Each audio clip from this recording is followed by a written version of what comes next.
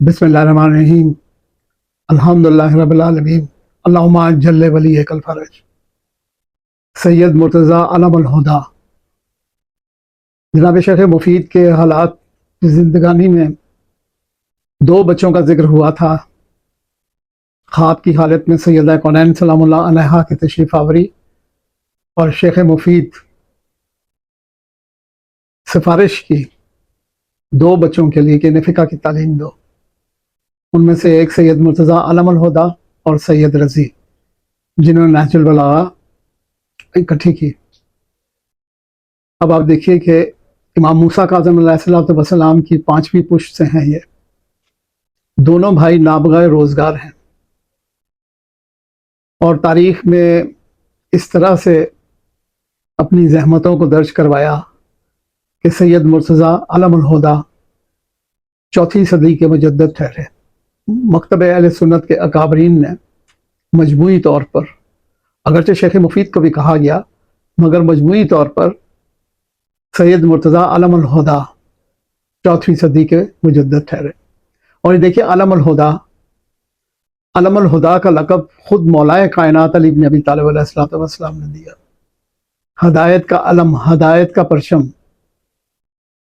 वाक़या कुछ इस तरह से 355 हिजरी आपका यौम पैदाइश है और 419 का वाक़या है। अब्बासी वज़ीर आज़म बीमार पड़ गया, लाइलाज मर्ज था, हर इलाज जो मुमकिन था वो कराया। आखिर मायूस हुआ और उसने एक ख़त लिखा सैयद मुर्तज़ा के नाम, और उसमें लक़ब आपका अलमुल हुदा लिखा। ये ख़त जब सैयद मुर्तज़ा के पास पहुंचा तो आप तो बहुत गुस्से में आ गए, आग भगोला हो गए। कहा कि ये क्या लक़ब है, ये क्या नाम दे दिया मुझे, ये तो मासूम का लक़ब हो सकता है। हदायत का परचम, हदायत का अलम, ये तूने कौन सा लक़ब मुझे दे दिया, खबरदार आइंदा इस लक़ब से मुझे पुकारा। यह लिखा, सख्त तरीन लहजे में उस ख़त का जवाब दिया। ये जब ख़त पहुंचा वज़ीर आज़म के पास तो उसने तमाम वाक़या लिखा। उसने कहा कि बात ये, मैं कौन हूँ देने वाला, ये तो आपके जद्द अमजद अमीरुल मोमिनीन हज़रत अली अलैहिस्सलाम ने आपको ये लक़ब दिया है। बात यह थी कि मैं लाइलाज मर्ज में मुब्तला और मैंने तवस्सुल किया अमीरुल मोमिनीन अली इब्न अबी तालिब अलैहिस्सलाम से, और हालत ख्वाब में आपकी ज़ियारत का शरफ़ हासिल किया। और आपने फरमाया जब तक मेरा बेटा अलमुल हुदा तुम्हारे लिए दुआ नहीं करेगा तो तुम सेहतियाब नहीं होगे। मैंने कहा आका मौला, ये आपका कौन सा बेटा है? कहा तुम्हें नहीं पता, सैयद मुर्तज़ा, सैयद मुर्तज़ा। ये सारी तफसील लिखने के बाद उसने कहा कि अब आप पर वाजिब है, फ़र्ज़ है आपका कि मेरे हक़ में दुआ करें। आप खामोश हो गए। आपने उसके हक़ में दुआ की और 3-4 दिन में वो सेहतियाब होकर दरबार पहुंचा। जब दरबार पहुंचा तो कादर बिल्लाह अब्बासी खलीफा था, तख्त पे बैठा था। हैरत से हका बका रह गया, उठ के खड़ा हुआ और कहा कि तुम कैसे ठीक हो गए? तुम तो लाइलाज मर्ज में मुब्तला थे, हर इलाज हो चुका था। उसने सारा वाक़या बयान किया। उसके बाद मुनादी करा दी गई, शाही हुक्म जारी हो गया कि आज से सैयद मुर्तज़ा को अलमुल हुदा के नाम से पुकारा जाएगा। आप बहुत अज़मतों के मालिक हैं, इल्म में, फ़िक़्ह में, और फिर बहुत मालदार थे, बहुत आपके कारोबार थे। अच्छा, आपका लक़ब तो सैयद है, सबसे मशहूर लक़ब जो है वो सैयद है। उसके बाद अलमुल हुदा और अबू समानीन एक लक़ब है 80 वाला। आपकी 80 जायदादें थी, 80 शहरों में कारोबार था आपका, और 80 गुलाम, 80 कनीज़ें, 80,000 किताबें, 80 का हिस्सा बहुत आपके उसमें था, और बहुत मालदार थे। और सारा माल जो है वो इस्लाम की तरवीज में काम आया। सफ़र करते थे तो 9-9 हज़ार दिनार जो है वो सदका करार दिया करते थे। 9, इसमें भी राज है, क्यों? ये अदद है जनाब सैयदा कौनैन सलामुल्लाह अलैहा का। और आपके बहुत से वाक़यात जो हैं मशहूर हैं।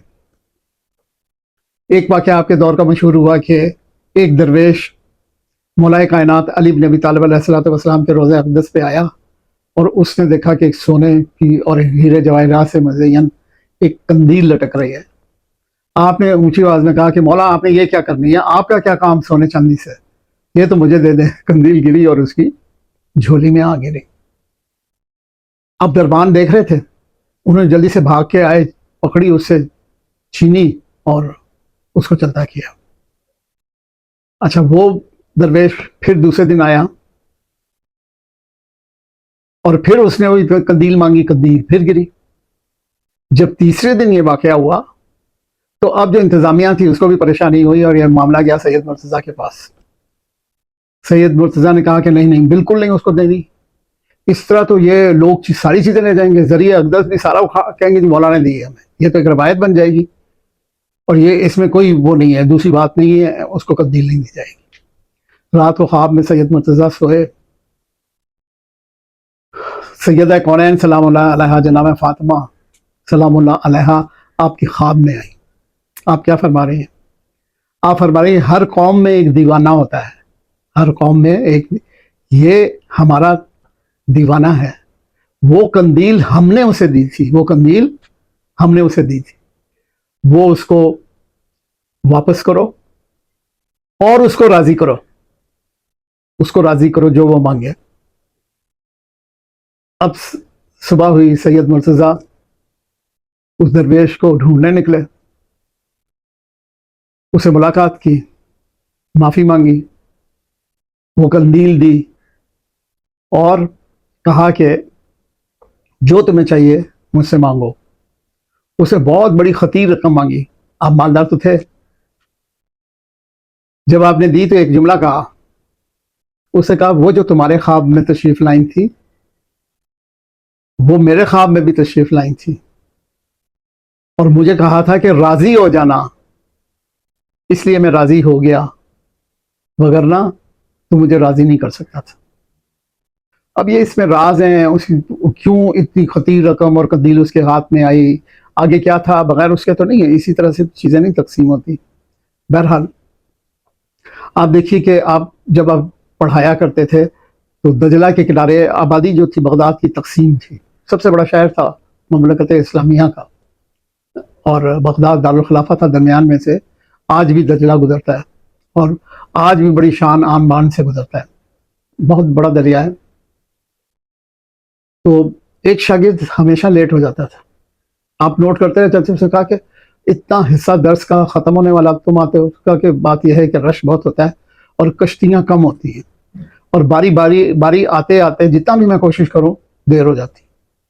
آپ نے کاغذ نکالا، کچھ لکھا، طے کیا اور کہا کہ دیکھو اب پانی کے راستے آنا، یہ جیب میں ڈال دو اور خبردار اس کو پڑھنا نہیں ہے، اس کو پڑھنا نہیں. اب اس نے جیب میں ڈالا اس کو اور جیسے ہی پانی میں قدم رکھا خشکی بنی اور دریا پار کر گیا. اب روز کا معمول ہو گیا، وقت پہ پہنچ گئے. ایک دن اسے آپ کے شاگرد کو خیال آیا کہ کیوں نہ کھول کے دیکھوں، حالانکہ آپ نے منع کیا تھا، کسی اور کا بھی بھلا ہو جائے گا. جب کھول کے دیکھا تو لکھا تھا بسم اللہ الرحمن الرحیم. آپ دیکھیے بسم اللہ الرحمن الرحیم کی طاقت. جیسے ہی پہلا پاؤں قدم میں رکھا ڈوبنے لگا، دریا میں گرا، ہوتے آنے لگے، بڑی مشکل سے جان بچائی اور اب پہنچا درس میں. جیسے ہی پہنچا سید مرتضیٰ نے کہا کہ میں نے تم سے کہا تھا نا کہ مت کھول کے پڑھنا. اب اس کا اثر جو ہے وہ ضائع گیا. 80 برس آپ نے عمر پائی، 80 سے کچھ زیادہ، اور آپ پہلے کاظمین میں دفن ہوئے اور پھر کربلا معلیٰ میں. وقت کے دامن میں اتنی گنجائش نہیں ہوتی، لہذا اشارے کر کے چلنے کا ہے کہ دیکھیے کیا ہستی ہیں آپ اور آپ کے بھائی سید رضی. معصومہ کونین سفارش کر رہے ہیں فقہ کی تعلیم دے اور سید رضی نہج البلاغہ ترتیب دے رہے ہیں. زمانہ تو وہی تھا، احادیث کی جمع آوری، نہج البلاغہ کی جمع آوری، کتنا سفر کہاں کہاں، ایک ایسا کارنامہ انجام دے گئے. اور علم و فضل آپ دیکھیے، ان کا علم و فضل دیکھیے کہ اعتراض ہوا لوگوں نے کہ یہ مولائے کائنات علی بن ابی طالب علیہ السلام کی لکھی ہوئی نہیں ہے، ان کا کلام نہیں ہے، یہ خود سید رضی کا کلام ہے. تو اس کا مطلب کیا ہوا کہ سید رضی خود اتنی بڑی شخصیت ہیں کہ شک ہونے لگا کہ یہ سید رضی نے لکھی ہے یا مولائے کائنات علی بن ابی طالب علیہ السلام نے لکھی ہے.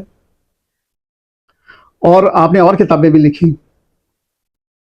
اچھا اب یہ دونوں بھائی ہیں، دونوں مجتہد بھی ہیں، لیکن سید مرتضیٰ بڑے بھی ہیں، آپ سے زیادہ علم بھی رکھتے ہیں.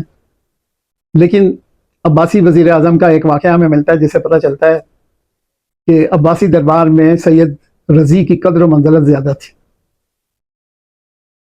کاتب کہتا ہے کہ ایک دن حاجب آیا اور وزیر اعظم سے کہا کہ سید مرتضیٰ تشریف لائے ہیں. کہا کہ بھیجو. اٹھ کر استقبال کیا، اپنے پہلو میں بٹھایا، اور پھر سید مرتضیٰ رخصت ہو گئے. ابھی رخصت ہوئے ان کو کچھ دیر گزری تھی کہ وہی حاجب آیا اور اسے کہا کہ سید رضی تشریف لائے ہیں. جیسے ہی کہا سید رضی تشریف لائے ہیں، یہ گھبرا گیا، دوڑتا ہوا بھاگ کر گیا ہے صدر دروازے تک، عزت احترام سے لے کر آیا، اپنے پہلو میں بٹھایا، جتنی دیر بیٹھے رہے عزت و احترام کرتا رہا.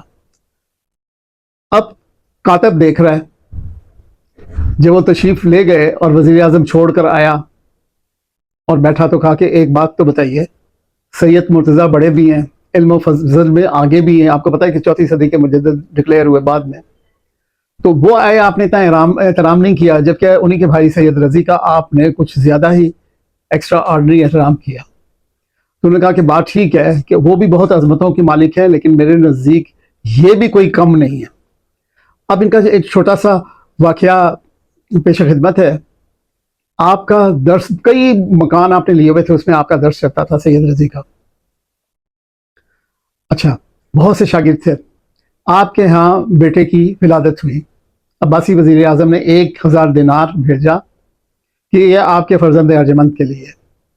آپ نے واپس کیا اور کہا کہ ہم کوئی ہدیہ قبول نہیں کرتے. اچھا، وہ دوبارہ واپس بھیجا. پہلے سید رضی کو بھیجا، سید رضی نے واپس کیا تو کہا یہ آپ کے فرزند ارجمند کے لیے. وہ واپس لیا کہ ہمارے خاندان کا چھوٹا نہ بڑا کوئی ہدیہ قبول نہیں کرتا. تیسری دفعہ اس دائی کے لیے بھیجا. کہا اچھا، جس دائی نے یہ خدمت انجام دی ہے یہ 1000 دینار اس کا ہے، اس کا آپ سے کوئی تعلق. ان کا ہمارے خاندان کی بزرگ عورت اس مقام پہ کھڑی ہوتی ہے، لہٰذا یہ آپ واپس لیں. چوتھی دفعہ پھر بھیجا اور کہا کہ یہ آپ کے شاگردوں کے لیے، اب اس کا نہ آپ سے کوئی تعلق ہے نہ آپ کے خاندان سے.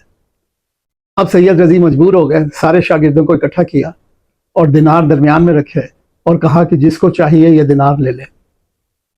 شاگرد خاموش رہے، ایک دوسرے کو دیکھتے رہے. ایک شاگرد آگے بڑھا، 1 دینار اٹھایا، تھوڑا سا حصہ کاٹ کے وہ دینار واپس رکھ دیا. آپ نے کہا یہ تم نے تھوڑا سا حصہ کیوں کاٹا؟ کہا کہ بات یہ ہے کہ میں رات پڑھتے پڑھتے بہت دیر ہو گئی تھی، دکان بند ہو گئی تھی، خزانے کی چابی نہیں تھی، خزانہ دار جو ہے وہ جا چکا تھا، سو چکا تھا، لہٰذا میں نے قرض پہ تیل لیا تاکہ چراغ جلتا رہے اور میں رات بھر علم حاصل کرتا رہوں. تو لہٰذا جتنا میں نے قرض دینا تھا اتنا ہی دینار میں نے لیا. تو آپ کو افسوس ہوا کہ یہ نوبت آئی. آپ نے کیا حکم دیا؟ آپ نے حکم دیا جتنے شاگرد ہیں سب اتنی چابیاں بنائی جائیں اور اتنی سارے شاگردوں کو دے دی جائیں، تاکہ اگر خزانہ بند بھی ہو تو جس کو ضرورت ہے وہ اس خزانے سے لے لے. آپ کی عمر صرف 46 برس تھی اور آپ اس دنیا سے رخصت ہوئے، مگر وہ کام کر گئے کہ قرآن کے بعد نہج البلاغہ، بلاغت کا ایک سمندر بے بہا ہے، اور یہ آپ کے نصیب کہ آپ نے نہج البلاغہ کو جمع وار کیا. خدا ہمیں ان مجتہدین کی عزت عظمت اپنے دل میں بٹھانے کی توفیق عنایت فرمائے. برحمتک یا ارحم الراحمین. جاری ہے.